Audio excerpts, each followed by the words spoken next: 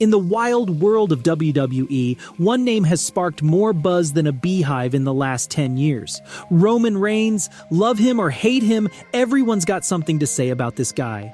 From being a Shield favorite to wearing the most hated crown, Roman's journey in the wrestling world is a roller coaster you just can't look away from. Born on May 25, 1985 in Pensacola, Florida, Roman Reigns wasn't just any Joe. He came from a wrestling royalty family, the Anoa'i family, with big names like The Rock, the Wild Samoans, Yokozuna, and Rikishi. But before diving into the ring, Roman had a different dream: football. He tackled opponents not in the ring, but on the football field. From school teams to the Georgia Institute of Technology, Roman was the star player of the Georgia Tech Yellow Jackets. Roman's journey didn't stop there. He took a shot at the big leagues, getting picked up by the Minnesota Vikings and later the Jacksonville Jaguars after going undrafted in the 2007 NFL Draft. But the playing time didn't come his way. Undeterred, Roman moved to the Canadian Football League in 2008, signing up with the Edmonton Eskimos. While his NFL stints might not have been all touchdowns, he got a full season on the field in Canada. The guy was a powerhouse, but he decided to switch gears. Retiring from football in 2008, Roman stepped into the family business wrestling. WWE saw the potential and signed him up in 2010. The journey of Roman Reigns from the football field to the wrestling ring had just begun, and little did we know it was going to be one wild ride. Wrestling beginnings. His wrestling journey kicked off in Florida Championship Wrestling, FCW. Debuting as Roman Liaki, he made his mark in a battle royal on August 19, 2010. But that was just the beginning. Rebranded as Roman Reigns in NXT, he embraced a cool and cocky villainous character. On October 31, 2012, Roman faced CJ Parker, marking his debut in NXT. Little did anyone know that this football star turned wrestler was about to become a powerhouse in the squared circle, laying the foundation for a legendary career. The Shield era. In the WWE Universe, there was a time when three guys ran the show: Roman Reigns, Dean Ambrose, and Seth Rollins. Together, they formed a powerhouse trio known as The Shield. And let's just say, they were a force to be reckoned with. The Shield invaded WWE in late 2012, like a pack of outlaws bringing their brand of justice. Roman, along with Ambrose and Rollins, burst onto the scene at Survivor Series on November 18, 2012. They crashed the main event between CM Punk and Ryback, triple powerbombing Ryback through the announce table. That was just the beginning: dissension and evolution. As the Shield dominated, cracks started showing. Hints of dissension among the three began to surface in 2014. The 2014 Royal Rumble brought tension when Roman eliminated both Ambrose and Rollins. It looked like the Shield might crumble, but hold on. They had other plans. Rather than breaking up, the trio pitched an idea to stick together as a stable.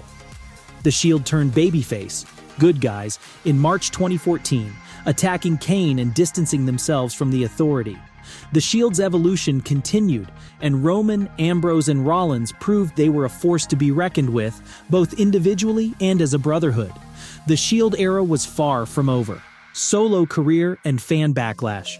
When the powerhouse trio of the Shield decided to go their separate ways, Roman Reigns stepped into the solo spotlight. But hey, it wasn't all cheers and high fives. The fans had something to say, and it wasn't always nice. After Seth Rollins turned on his Shield teammates in 2014, Reigns and Dean Ambrose stayed aligned. Roman faced a tough time winning over the crowd. Fan backlash hit its peak during the 2015 Royal Rumble. The plan was for Roman to win, but the fans weren't having it. Boos echoed, and even a cameo by his cousin The Rock couldn't turn the tide. Title pursuits and fan resentment. Roman's pursuit of championship gold faced hurdles. Despite efforts to make him the top guy, fans weren't buying it. The 2015 Royal Rumble backlash led to changes, with Roman losing the title minutes after winning it. The struggle continued, facing negative reactions even against The Undertaker at WrestleMania 33. It wasn't an easy road. The company tried different angles, from sympathy attempts to involving big names, but the fan resentment lingered.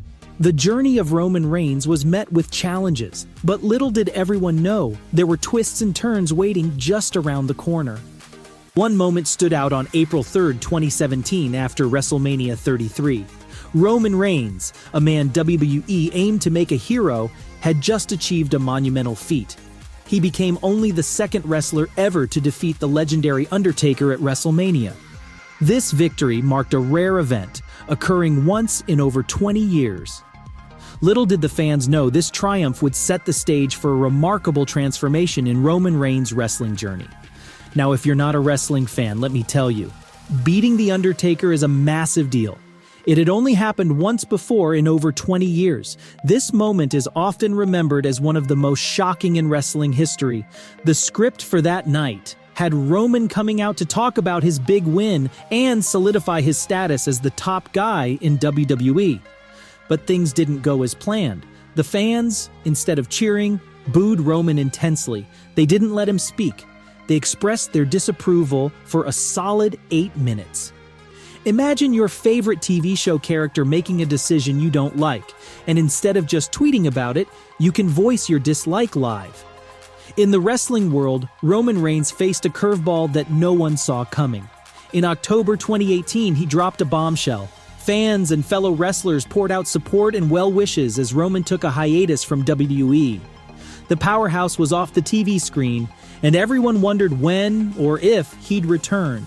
After 4 months away, Roman Reigns made a surprise return at SummerSlam on August 23rd.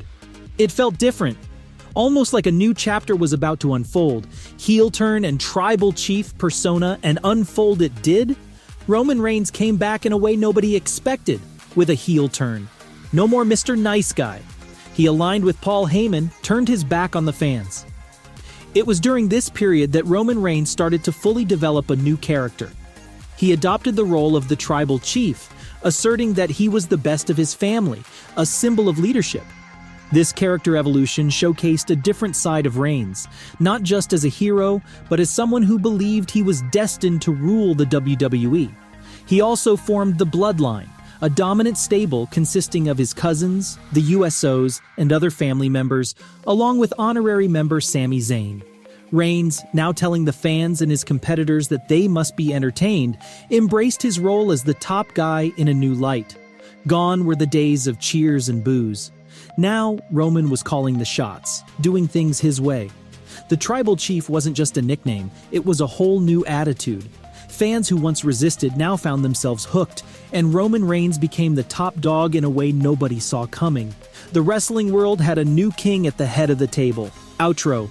So if you've enjoyed this journey, hit that like button, and don't forget to subscribe for more wrestling stories and updates. From boos to cheers, Roman Reigns has truly conquered the ring, and the saga continues as we eagerly await what comes next in the ever-evolving world of WWE. Like and subscribe to stay tuned.